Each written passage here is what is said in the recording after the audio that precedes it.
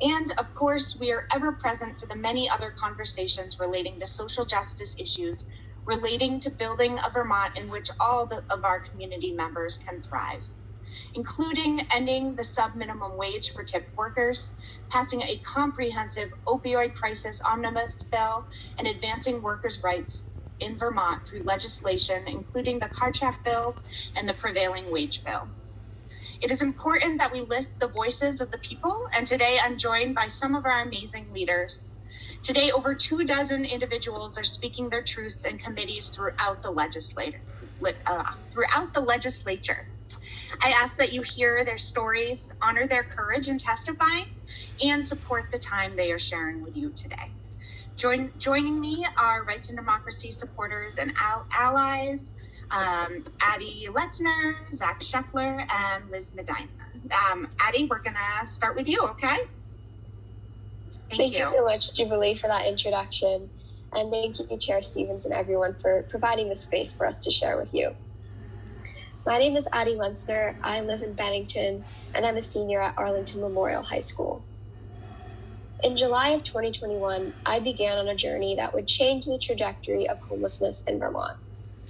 The state had housed people experiencing homelessness in motels during COVID-19, which made our state a model to the nation in addressing homelessness. I was so proud to be a Vermonter. But in July 2021, hundreds of people were kicked out of the motel program. This felt like an arbitrary and cruel event.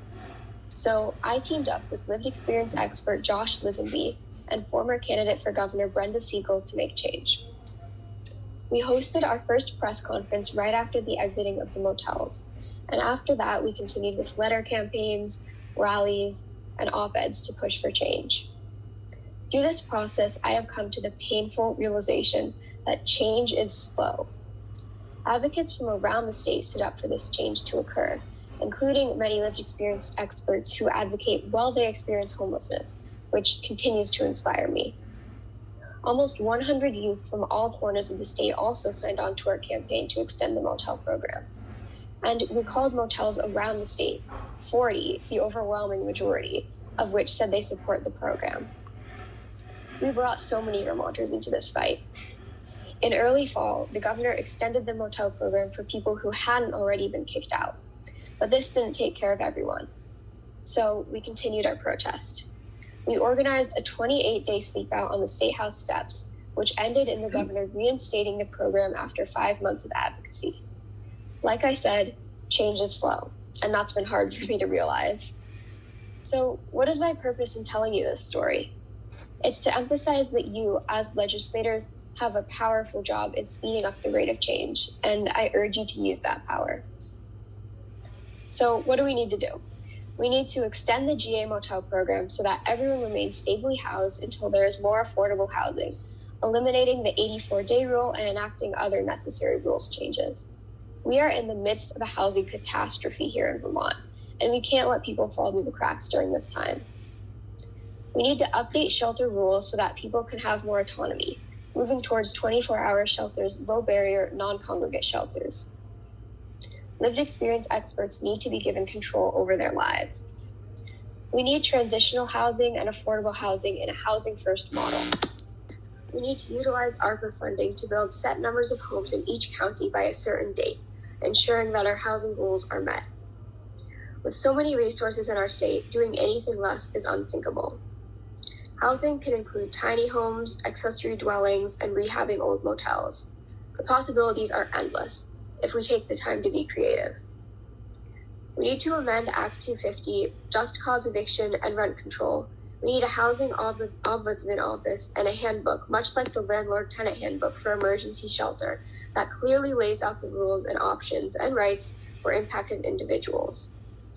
We also need a central economic services app, like the Common App, which, as a high school senior, I can testify about.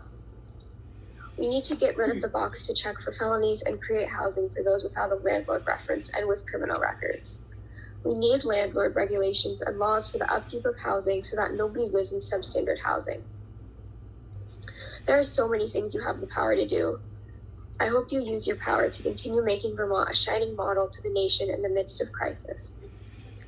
So I'll end with saying that in February 2020, a man in my town, Bennington, named Terry Huega, who was homeless, died while sleeping outside. So let's make this change for Terry. Thank you. Thank you, Addie. Do you have a question, Jen? Yes, Representative Kalaki has a question. Oh, Abby, I'm thrilled you're in the committee with us today. I want to say you're one of my heroes, and I'm glad to meet you in person. And I think that the voice you've given to people who don't have voices, and that you actually impacted policy in the way in your speaking and in your writing and your advocacy. And I want to thank you because you are saving people's lives with your work. Thank you so much.